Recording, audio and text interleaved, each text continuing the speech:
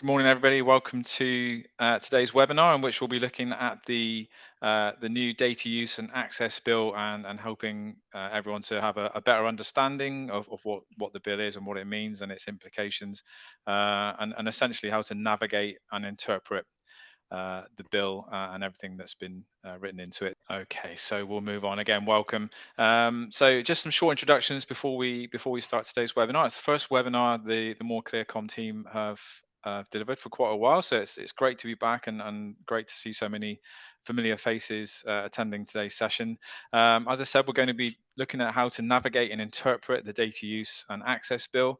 And on our panel today, we have a familiar face, Meagan Mirza, our Senior Data Protection Officer, and a really welcome new addition to the team, Inman, who's a Data Protection Officer.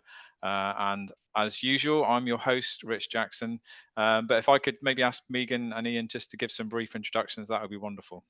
Sure, and it's good to be back. Morning, everyone. I'm Meagan Mirza, as Rich said. I'm a data protection officer, and I work with many different organisations across different sectors, across the UK as well as further afield, providing data protection advice, essentially. By way of background, I've worked in central government, and I've also worked at the Information Commissioner's Office, so the UK regulator. I worked there for 10 years. So I'll pass over to you, Ian. Thanks. Yeah, thanks a lot. Much like Meagan, I manage a portfolio of clients across a variety of sectors and indeed geographical locations, providing data protection advice and guidance on things like personal data breaches and things like that. By way of background, I did 10 years at the ICO, previously with Meagan as well. So we've known each other before. Various different roles there, from complaints handling through to policy advice, things like that. And then I left there and did 8 years as an in-house data protection officer for a sort of private commercial enterprise. So that's my background in data protection, Rich. Brilliant. Thanks, Ian. So today's session, we're going to run through the schedule shortly. I think it's worth mentioning that with all the experience we've got on today's panel, today is also going to be very much about interpretation and almost sharing our views and predictions and thoughts on maybe some of the implications and the sort of ripple effect of the DWAB, the Data Use and Access Bill, and we'll refer to it as the DWAB throughout today's session just for ease. So we're going to look at the bill and when it will be implemented, some of the headline impacts and changes to current legislation, and then drill down a little bit deeper on some sort of key areas. So lawful processing of personal data in terms of changes and best practice, something that I'm sure most organizations and many people on today's session will have had some sort of interaction with, which is data subject access requests, and the impact of the new bill on organizations and the public. And then we're going to look at PECA, the email marketing impact, increased penalties, and potentially some ramifications of enforcement powers that the Information Commissioner's Office will have. And then we'll finish with some practical tips and next steps, again, as best we can, based on how we see the bill and the impact. And then there'll be an opportunity for questions at the end. If you do have any questions during the session and what you're asking particularly ties in with what we're discussing at that point, it may be that I ask the panel for their view at that time. Something I think before we go any further on in respect of the bill, I think is really valuable to talk about is our approach to data protection and a kind of more complete and holistic approach, because it's not all about legislation, it's not all about compliance. There's so much more to it, and if you approach it in that complete way, and hopefully today's session will help with that, then you get an all-round better picture, essentially. So yes, what we do is about helping organizations to meet legislative requirements, but we're also there to support clients to build a strong and robust data privacy focused culture. But equally, our role is to support you to achieve your commercial or business goals or non-profit charity goals, if that's the case, in a compliant and best practice way. So it's about balance, it's about compliance and best practice. Data protection and privacy is not just and solely about compliance. It's about doing the right things in the right ways to support a compliant and best practice environment. So I think that's really important to say, because that kind of underpins how we work as a team. So what is the DWAB? What is the Data Use and Access Bill? Essentially, it's introduced by the government to simplify UK data protection laws, and this was their objectives and their intent, to enhance regulatory frameworks, introduce smart data schemes with increased fines and ICO reforms, in inverted commas, really unlocking the secure and effective use of data for the public interest and to drive economic growth and improve people's lives. And I'd be really interested in both your views on maybe some of the objectives here and what might be behind them, and what that means in terms of where we've been previously in the last sort of 7 years since the GDPR became a thing, and where this brings us. Yeah, I mean, I can jump in there.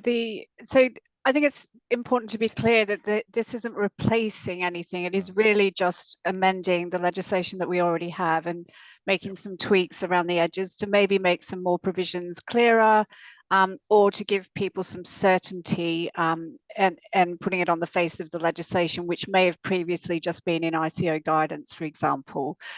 So the changes aren't substantial. There are bits and pieces that will be relevant for different organizations depending on what they are, and we will talk about those. And there's different elements that when they talk about economic growth and improving people's lives and helping organizations to save money, there are provisions that will do that. On the law enforcement side, for example, there's some provisions around that. We aren't dropping into law enforcement today, but there are certainly provisions which make it less burdensome, I think it's fair to say, for some organizations around some of the provisions. But just to be clear, it is just amending the legislation that we already have rather than replacing anything. Ian, did you have anything to add on that? All I would do is emphasize that point about reducing burden. I think one of the things you're going to see when we do start talking about some of the provisions later on is that through clarification and or slight changes, you can see that ways in which, at least as far as data protection law is concerned, the government are trying to grease the wheels a little bit as far as being able to use and share data and things like that. So I think that's the main thing I would point out is, and hopefully that will come across today during the webinar. Yeah. Is it fair to say that this bill isn't just about data protection, is it?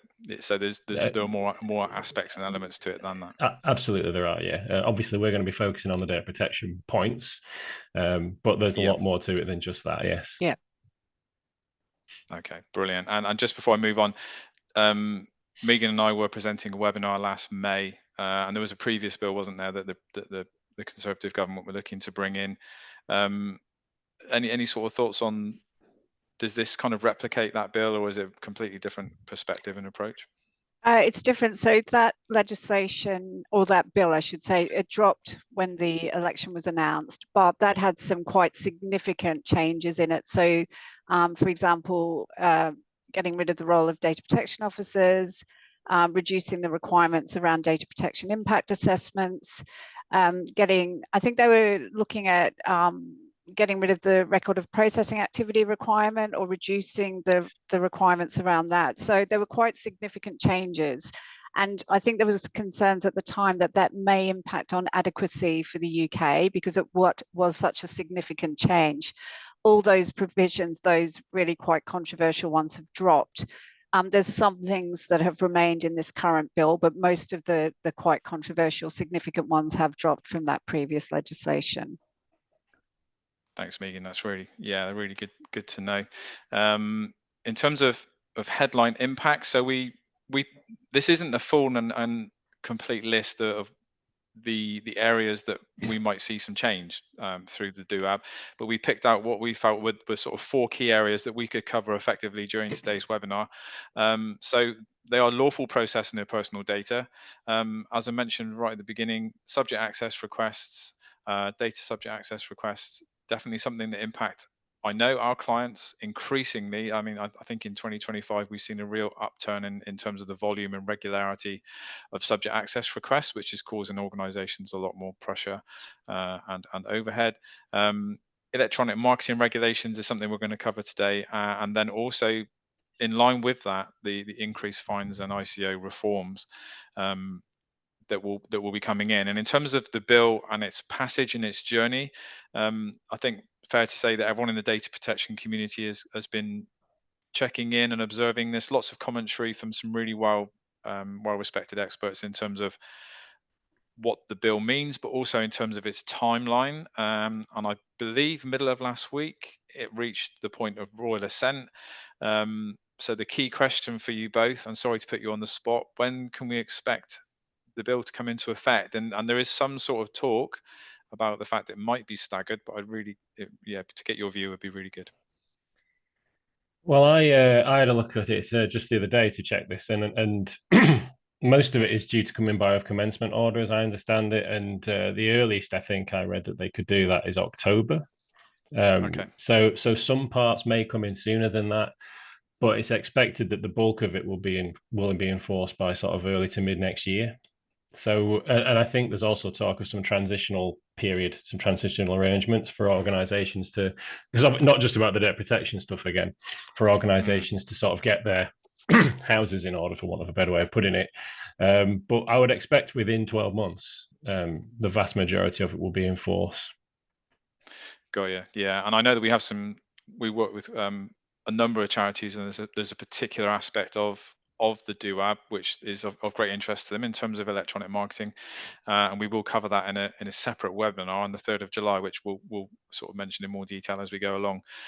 So for them, the timeline is really important, I think, as it will enable them to start planning for very specific activities. So we can start to drill down into the particulars of today's session. So in terms of lawful processing of personal data, legitimate interest, before we go any further, would one of you be able to sort of just briefly summarize legitimate interest as it is within the GDPR? Sure. I mean, you'll probably be aware that there's 6 legal bases that organizations or controllers can rely on in terms of processing personal data. And one of those is legitimate interest, and that's a bit of a catch-all. There are some safeguards attached to that if you are relying on legitimate interest. And one of those was around having to undertake a legitimate interest assessment if you're relying on legitimate interest, to make sure that you aren't trotting all over the rights and freedoms of individuals in terms of that processing. So this is, Rich, are you going to do a summary of what it's introducing then? But that's essentially what legitimate interest is. It has that extra safeguard built into it. Yeah, thanks, Meagan. Yeah, so I'll briefly run through them, and then if you could either of you sort of pick out any standout points for what this actually means. So,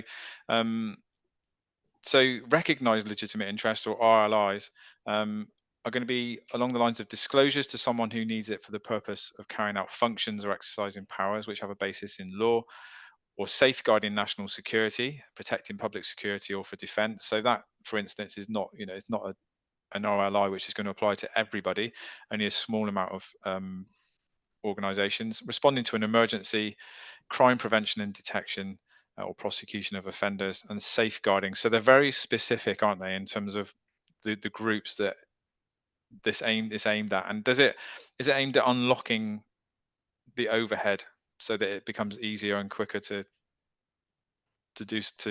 process data in a lawful way? I think yeah. So as Meagan said, under what, let's call them, normal legitimate interests, you'd have that additional safeguard of, okay, it's necessary for your legitimate interest, but actually you've also got to balance it against any impact on the rights and freedoms of the individual that you're processing personal information about. These recognized legitimate interests remove that second step. So it still has to be necessary. There's still a caveat there that the processing of the personal information has to be necessary for the purposes of that RLI. But if it is, you don't effectively need to do that second step. You don't need to do that sort of balancing exercise between that and the rights of individuals, which makes sense in the context of these activities that are listed here. They're all sort of public interest type, public protection type matters, where you could understand why the government would, again, to use that phrase of greasing the wheels, you could understand why the government may want to do that. Why would they want people to have to undertake potentially quite laborious or detailed documented balancing exercises to share information with the police, for example, to catch criminals or to investigate crime? So and it may be the case that people felt the need to do that previously, and therefore this just makes it easier in those situations for an organization to say, actually, we don't need to do that. It's explicit in the law now.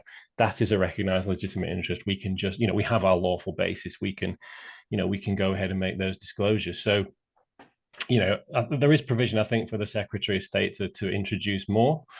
Okay. But currently, these are the ones we've got, and I don't think there's anything super controversial about any of these points in terms of why you might want to do that. Meagan, I don't know if you've got anything you want to add. I think having these specified in the legislation, I think it gives organisations confidence to share in these circumstances, because I'm often having to provide advice in terms of, can we share with the police that are coming in to make a request? Should we share? What should we share? And particularly around safeguarding vulnerable groups as well. So I think this is a positive step in terms of giving organisations confidence to share when they should be sharing, and to do it with that less burdensome requirement to do an LIA on the back of that assessment. It's a good example as well, I think, of you mentioned clarity earlier on, Meagan, didn't you? And this is probably one of the first examples we're going to touch on where the government are basically saying, well, actually, here's what is it, five circumstances where we're saying, no, this is a legitimate interest. You don't have to do any balancing. Yeah. You can just make that. Well, in this case, it'd be a disclosure. But it covers broader processing than just disclosures. But you can make that disclosure if it was about giving information to the police. It's not all the other principles might still apply. So there's a caveat around how much and making sure you don't disclose too much and things like that. But in terms of that first step, this is going to be great for organizations in giving them that clarity and certainty. Yeah, and we each work with clients that each of these instances would affect and have done. Yeah, it's not uncommon for us as data protection officers to work with clients who deal with police requests. And again, going back to what Meagan said, clarity and confidence, I think, is so important in terms of organizations having a good understanding of doing the right thing and not having that situation where they're afraid of doing the wrong thing. And also we have purpose limitation changes. Again, I think it's good to clarify what is purpose limitation before we go into what the changes that are coming in. Ian, do you want to cover that? Yeah. I mean, it's kind of a bit Ronseal, isn't it? Really, it's what it says on the tin. It's kind of, you collect information for specified and legitimate purposes, and you can't use anything. You can't have purpose creep. Effectively, you can't collect it for one purpose and then slowly over time end up using it for something completely different. Of course, the legislation incorporates this notion of not incompatible, and so there's a bit of a grey area around, well, when is something not incompatible? This change effectively tries to provide some guidance and clarity essentially around that. So there are certain well, I think I'm about to go into what's on the slide by saying that, Rich. Yeah, you crack on. I think you're in. Well, you're I was just saying, yeah, it. exactly. So there are certain criteria, largely analogous, I would say, to the recognised legitimate interests. There are some ones that we've not, specified on the slide, things like statistical research and things like that. But again, it's about setting out situations that are considered compatible for the purposes of the purpose limitation principle. So again, it's this idea of clarifying for organizations, when can you do something else with the personal information that you're processing, and you don't have to worry about not complying with the purpose limitation principle. I think also there is a section that sets out criteria. Effectively, it's like an assessment criteria, if you like. So it lists various things, like any link between the original purpose and the new purpose, context in which the personal data was collected. There are 5 points within the bill that set out this assessment criteria for determining whether a purpose is or is not compatible with the original one. I don't think that is. It's new in the sense that it's explicit in the law, and in that sense, again, going to that notion of clarity and confidence for organizations, it will be helpful that it's now set out. These are the things you need to consider.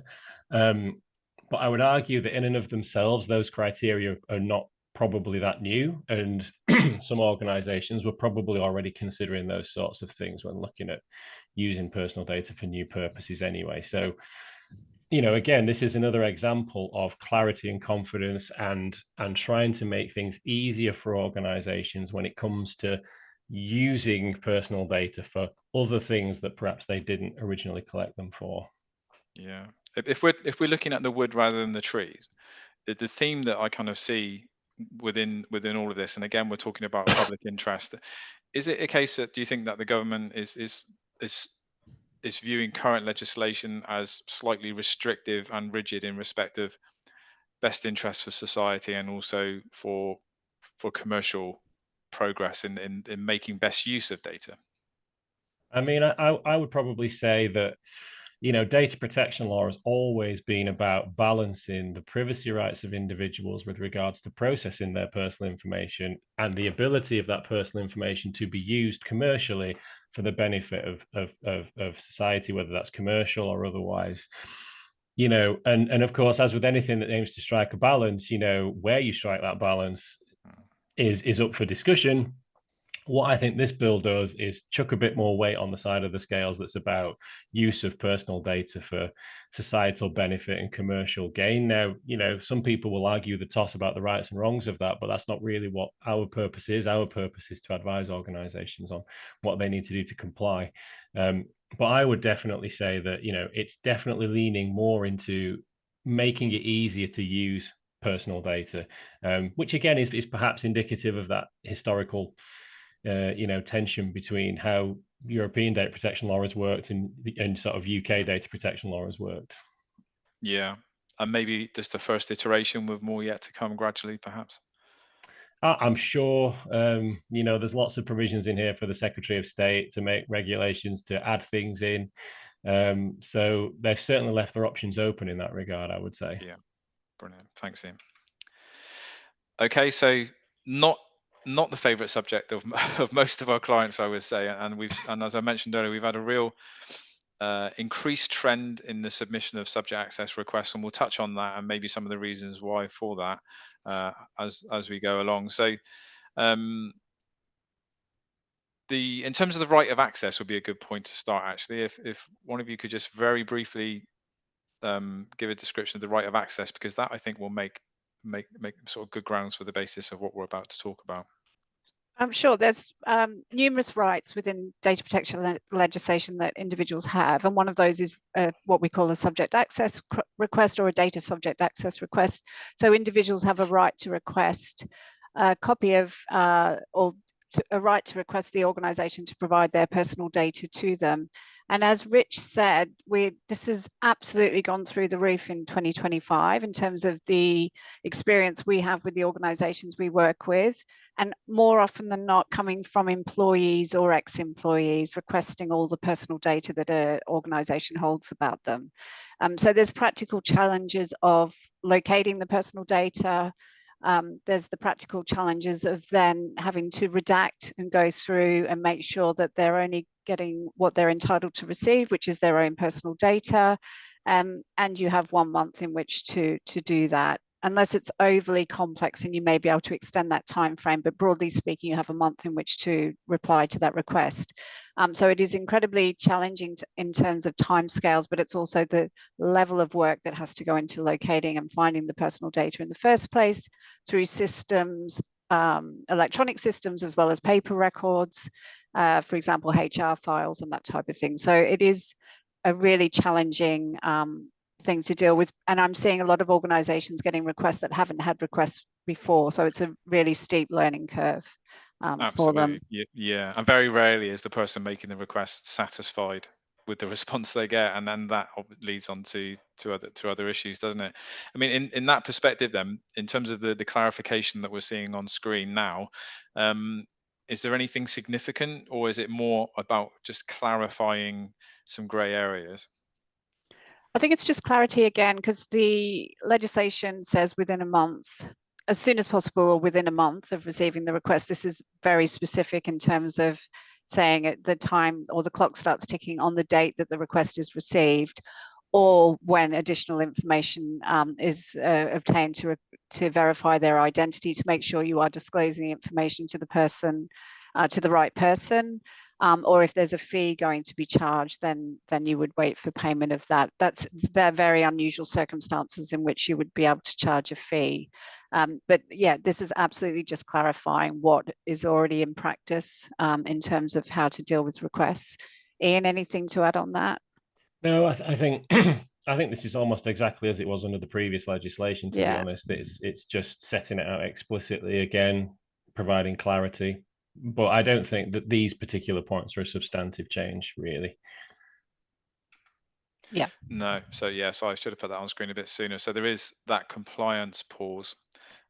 Is that significant in terms of change, or again, is that just a further clarification? I mean, I don't see it as significant. I think it's helpful. I think that notion that you pause the clock if you're going out to ask for information about what are they requesting is an interesting distinction. But broadly speaking, I don't think it's particularly notable. Meagan, I don't know if you. No, I agree. Yeah, I don't think it makes any difference to what's happening in practice. I mean, No. the main thing for organisations is that staff are aware how to recognise a request and that it's picked up on the date that it comes in, because you have got a really short time scale for responding. And I think for me, that's the most important aspect of it. Yeah, for sure. I think one thing I would say on this, don't be caught out by that last point. Don't confuse the fact that the clock is paused rather than stopped. And if you've already spent 10 days to get that initial letter out saying, actually, what is it that you're looking for? Or, you've lost 10 days still, because you're only pausing the clock, so don't get caught out by thinking, oh, well, if we ask for that, we can basically reset the clock. You can't reset the clock, you're pausing it. So you need to get that initial notification out as soon as possible, I would say, if you are looking to ask for more information about what they want. And also, they're not obliged to give you that information. So if they come back and say, well, I don't know what you've got, so I just want everything, the clock, you've not got that additional information regardless, and you potentially still lost time. So you need to think about those things when you're dealing with SARs. Yeah, I mean, we ran a really helpful subject access request webinar late in 2024. So when we share the slides for this webinar, we'll include a link for that. And I think the experience we have is how quickly that calendar month flies by, especially as Ian said, when you lose time at the beginning wrangling with what you feel or believe you should or shouldn't need to provide. There's a lot of back and forth, and that's, again, our interaction with clients is often based on that, is what do we need to provide and what are they not entitled to. And that, again, that clock flies by. So a month is not very long, and if organizations don't have a really good consistent process for dealing with subject access requests, then there's a very good chance that month will not be enough for you to fulfill what you're looking to and what you have to deliver.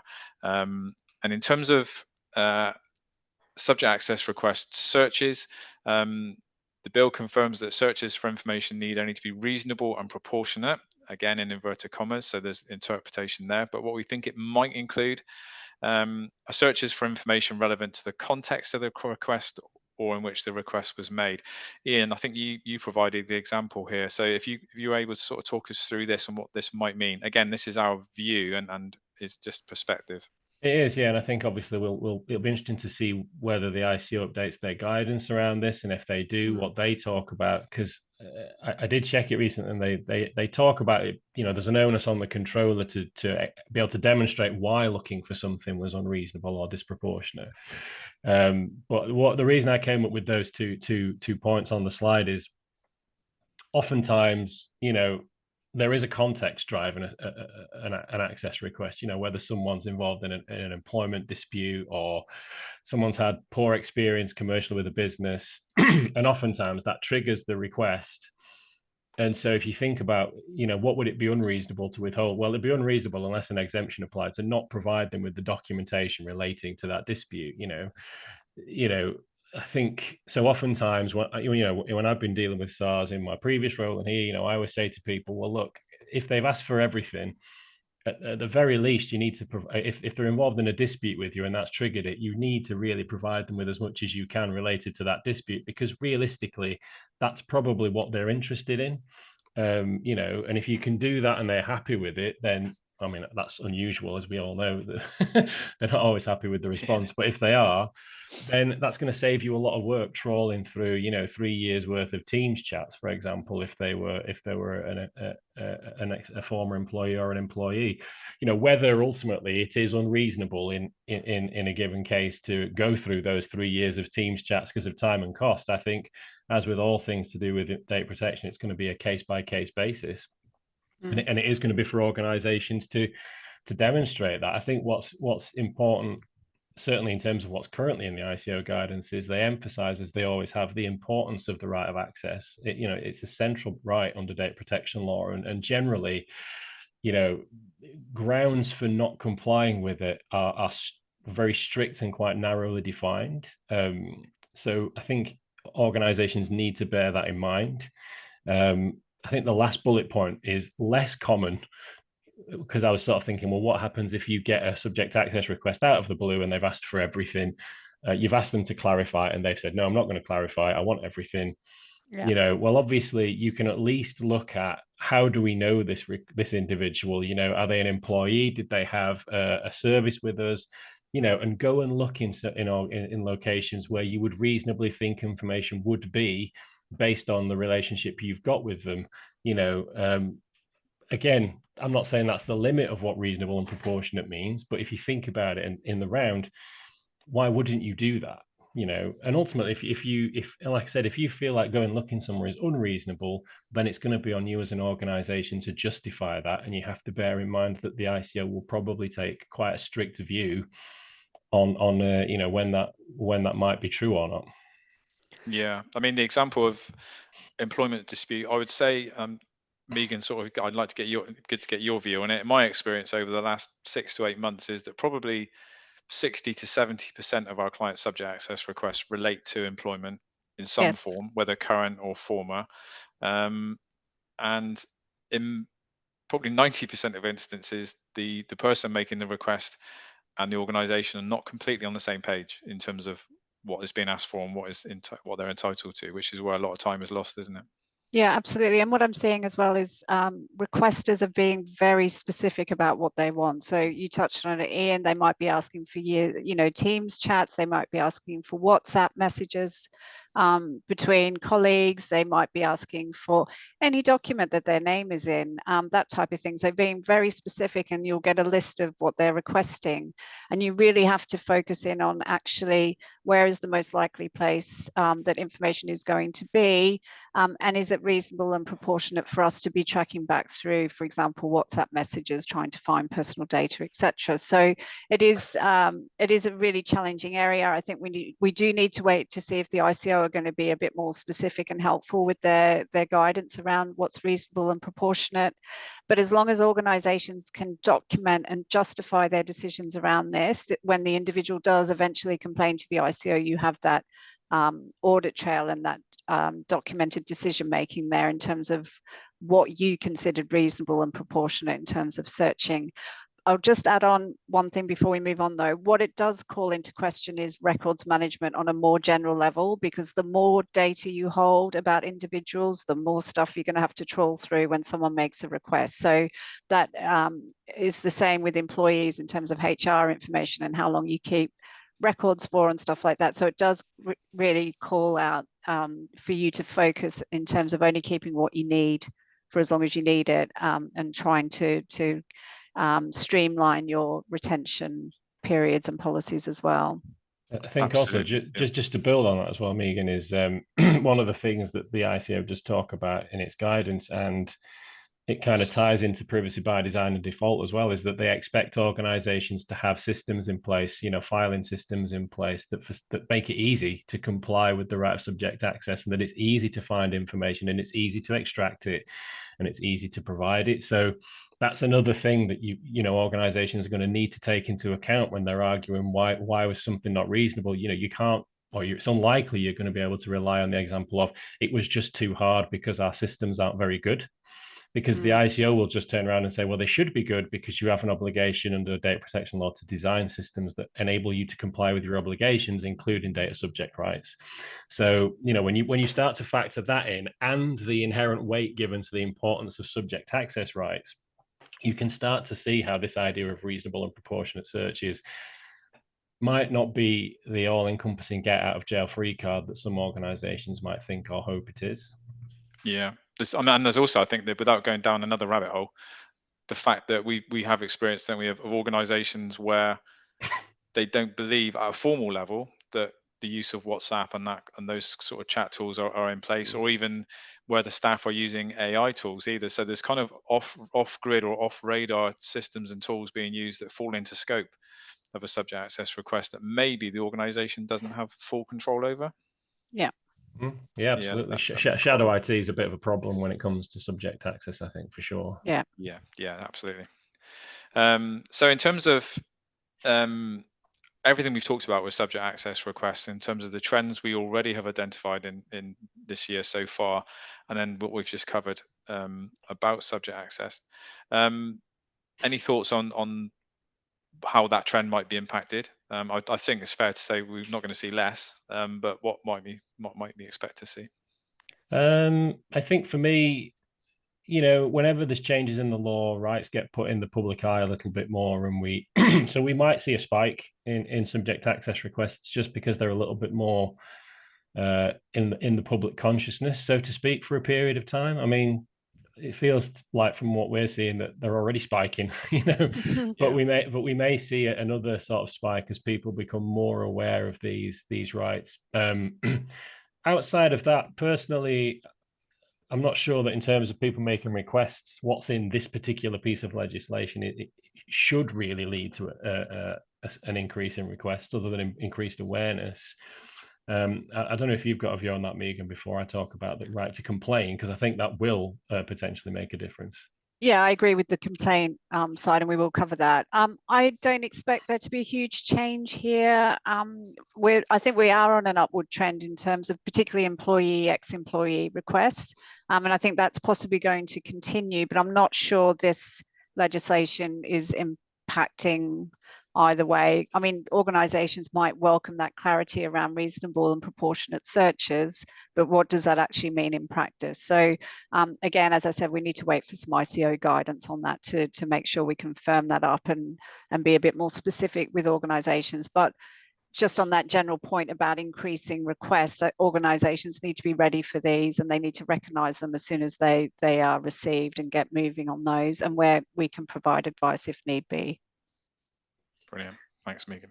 Yeah, so I just wanted to touch on that right to complain before I say right to complain.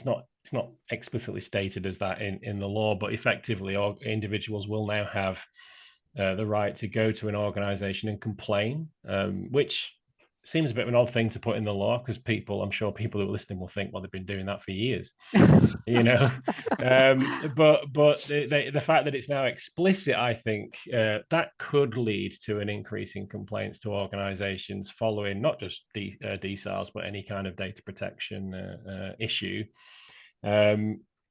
What I would say on that as well is it is something organizations need to be aware of, because there are not super onerous obligations on organizations in relation to this, but obviously individuals have a right to make a complaint under changes made in this bill, and an organization is expected to have in place measures to facilitate individuals' ability to make those complaints. It specifically calls out, for example, having a complaints form that people can use. In terms of what you have to do, that's where it's not too onerous. It talks about investigating to the extent appropriate and taking reasonable steps to investigate it, which they specify, for example, includes communicating with them about progress and outcome of the complaint. So on the one hand, not too onerous in terms of what it requires organizations to do about the complaint, but the fact that people have that right, people love to exercise those rights, and I would be surprised if some of the people out there making SARs or who have other issues are gonna seize on that. And I think organizations need to be ready for that as well, because now it's harder for an organization to just kind of bat them off and say, well, we're not going to deal with this. Actually, you're going to have to. Yeah, that's really important. Thank you, Ian. So on to PECA and electronic marketing. So PECA is the Privacy and Electronic Communications Regulations, and that sits alongside the Data Protection Act and the UK GDPR. And essentially what it does is provide people with specific privacy rights in relation to electronic communication. So it contains specific rules in relation to marketing, calls, emails, texts, and faxes, cookies, and similar technologies to cookies, ensuring that communication services are secure, and also in relation to customer privacy in respect of traffic and location data, itemized billing, line identification, and directory listings. So PECA has a real sort of more come to the ICO's focus in terms of financial penalties and its focus on penalising bad practice and non-compliance. But I know that one big question, and again, I sort of touched on it earlier about the webinar that's happening on the 3rd of July. So I'm just going to mention this very briefly. We will touch on the basics of the soft opt-in, but we are running a separate webinar on the 3rd of July from 10 a.m. And the invite for that will be sent out shortly to everybody. And it is specifically a webinar that will be of interest to charities, and particularly those that engage in outbound activities in terms of driving donations and engaging with potential or existing donors. So that's a really important webinar. And again, as I said, the invite will be sent out. I'd invite one of you to comment on this, but essentially, again, very briefly, DUAB is revising PECA to allow charities to use the soft opt-in for direct marketing via email, but it's not quite as straightforward as it says in the tin. So charities will be able to rely on the soft opt-in where individuals have previously donated or expressed an interest in the organization's work, and are given a clear and easy way to opt out at any time. So again, we're not going to go too deep on this one because we've got a special webinar just on that. But any sort of brief thoughts would be good. I would make 2 points just in case. So there's no changes to the existing commercial soft opt-in as well, if that's relevant to anybody who's listening, just to get that point in there. That's staying as it is, and it will work as it's worked for a long time. I think this one, the only thing I would say because otherwise we are going into more detail than we probably want to, is that it's not a not-for-profit soft opt-in. It is a charities only soft opt-in. The wording of the bill says charities. It does not say not for profit. So, but otherwise, broadly, it's modeled on the existing one. They've tweaked some wording to talk about, charitable purposes rather than products and services and things like that. But yeah, I think it'll be helpful for charities in terms of opening doors for them, but it is also not necessarily, again, the free-for-all that perhaps some people may think it is. But as I said, we'll talk about that more on our next webinar. Yeah, absolutely. Yeah, I mean, in brief, it brings potential increased opportunity for outbound marketing in different ways, but it also brings with it increased consequence, as we're going to cover briefly. In terms of cookies, DUAB brings additional exceptions to the requirement to provide clear information and obtain consent prior to placing cookies. Again, I'd invite either of you to comment on this. Cookies, I think, for me, have always been a bit of a grey area for some clients in terms of, in many instances, not even being aware of what they have active on their websites, and maybe some reliance on their web hosts to be looking after that kind of thing for them. So again, it has always been a grey area. So any thoughts on cookies and these changes would be really welcome. So I mean, that's my experience as well, that some or many organizations aren't really aware that perhaps Google Analytics is running in the background of their website, and they therefore, then you have to sort of question, actually, are you using that analytical data for anything? And if not, actually, do you need to have it running in the background? So we're talking about non-essential cookies here, and the clarification again is going to be helpful, but I don't think it's a wholesale move away from having cookie banners coming up when you go onto a website, because you are still going to need consent for some of the processing that happens in the background. So yeah, I don't see this as a massive change. I think initially we did because we thought that all analytical cookies would be exempt, but that may be not the case. So I think we need some further guidance on this area, but I don't think we're going to see a wholesale move away from the cookie pop-up banners that you get when you go onto a website in terms of seeking consent. I think that's still going to remain. Yeah, I think for me, it's what it doesn't say in this bit. I think a lot of people were hoping for that sort of marketing cookies, profiling cookies, targeting cookies, those kinds of things to get exempt from the requirement for consent, and that's not what it does. So in that sense, I think that's arguably for me the most important thing in this bit. There's lots of clarity in there around which cookies might be strictly necessary and things like that. But actually, it's not the carve out for sort of marketing and targeting cookies that people thought or maybe hoped it was. And that's probably the biggest thing, I think, on this. Yeah. You're still going to have the cookie banner that still needs to get opt-in consent for all those things. So yeah, thank you. So one of the big and sort of headline changes that we're seeing in relation to PECA amendments is the reporting and enforcement, and by that we mean essentially fines, financial penalties. So we're going to see alignment with the reporting window for data breaches with the UK GDPR, and in terms of enforcement, and again going back to what we briefly said about the charity soft opt-in, as with the increased potential comes with definitely increased consequence of when there's non-compliance. So currently the maximum fine under PECA is capped at £500,000, and we see the fining trends. The fact the ICO seems to be very keen on and Meagan will use the phrase, I think, low-hanging fruit, in terms of it can be quite easy to identify non-compliance, but the fines of maybe, and I'd be good to get your perspective on it, prove to be an attractive risk for some organizations to take. So the new limits will be brought in line with the financial penalties under the UK GDPR, which are that £17.5 million or 4% of organizations' total annual turnover. So thoughts on that? I mean, we know that there are plenty of fines under PECA. We know that they to date haven't been over 500,000. Is there potential that we'll see some scaling up of those fines in line with the new limits? I think definitely. PECA enforcement, as Rich says, I do say it's low-hanging fruit because it's quite straightforward. You've complied or you've not complied with PECA. And so I'll use an example. So Whole Foods, for example, were fined £30,000 not so long ago. That was on the back of 3 complaints from individuals about their marketing about a specific campaign. So the marketing emails had gone out without consent. So £30,000 is quite a low-level fine, but I think going forward that would be times depending on percentage and turnover and stuff like that.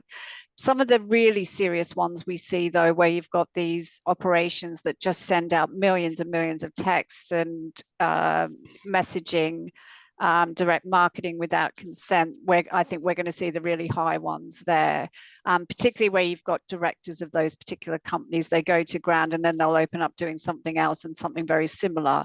And I think, like you've just said, Rich, they'll be running, on the risk of it's only a £500,000 fine. Going forward, it's going to be significant, and rightly so for some of those breaches and offences. So yeah, I think it's a good thing, but I'd also say this is a really important area for organisations to get right around direct marketing. And I'm often out talking about the PECA requirements and how careful organisations need to be, because it doesn't take much for people to start complaining to the ICO if they get marketing emails from companies that they haven't consented to.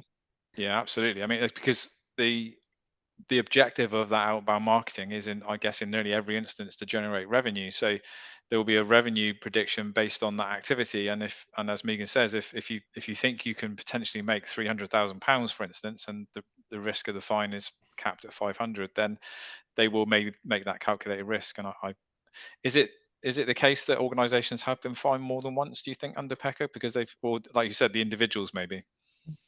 I think there's been a few companies that have had a couple of fines under PECA, and they can also pursue the directors individually as well under separate legislation. So yeah, sorry, Ian, go on.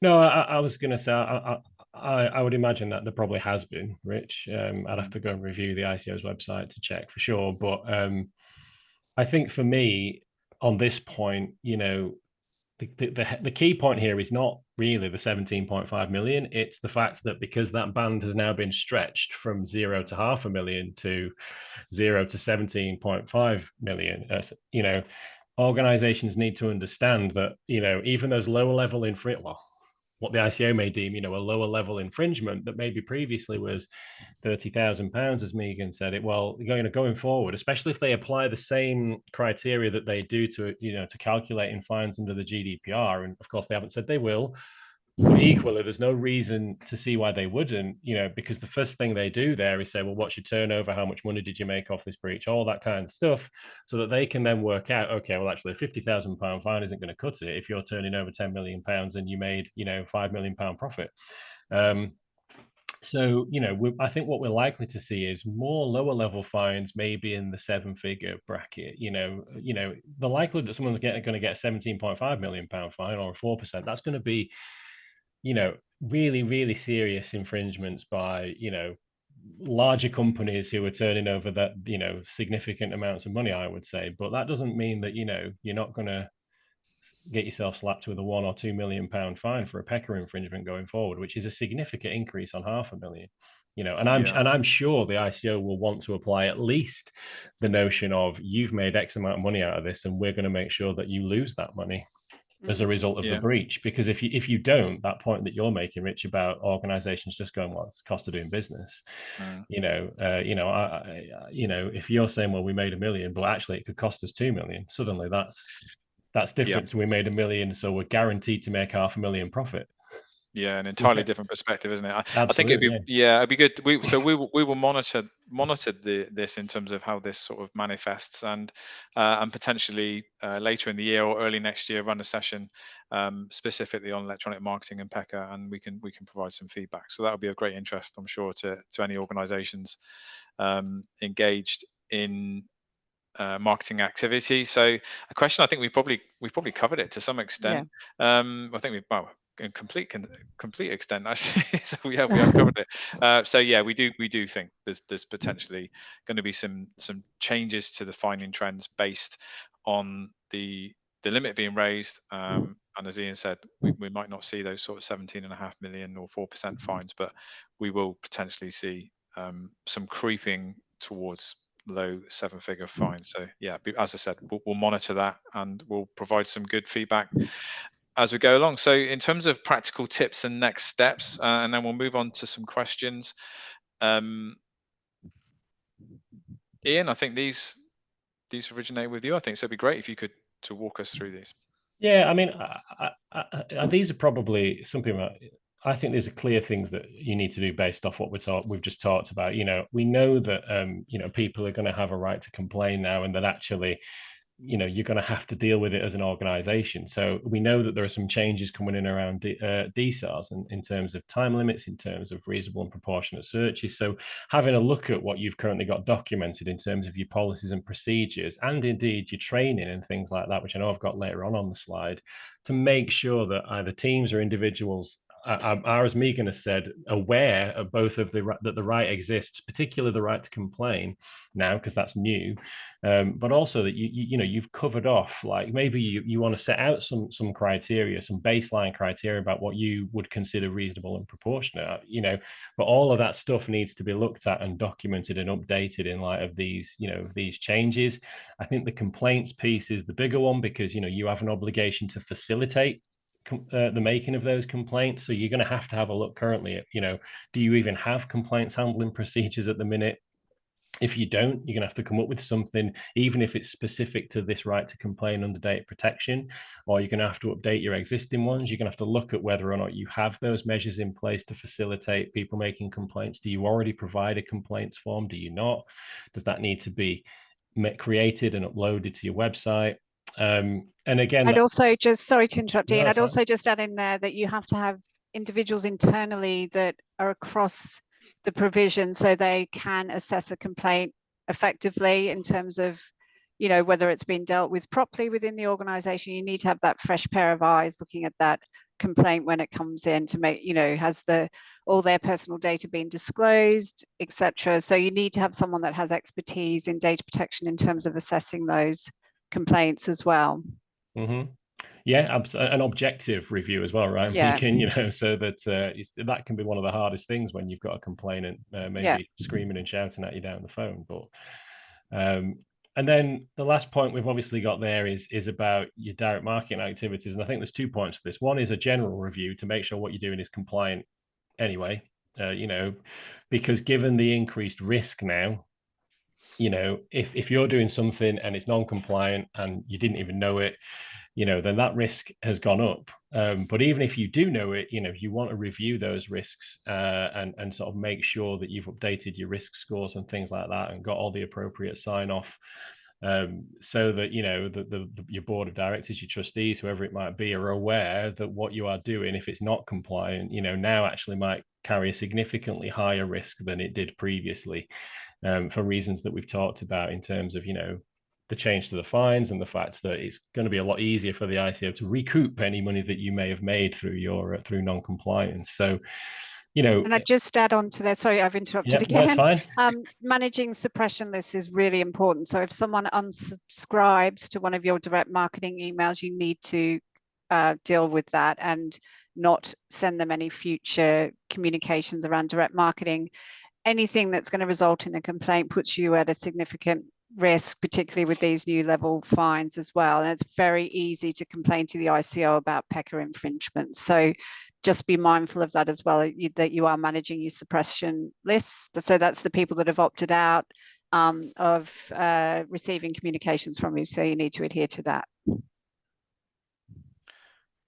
Brilliant. Thank you. Yeah, my PowerPoint has just closed itself, unfortunately.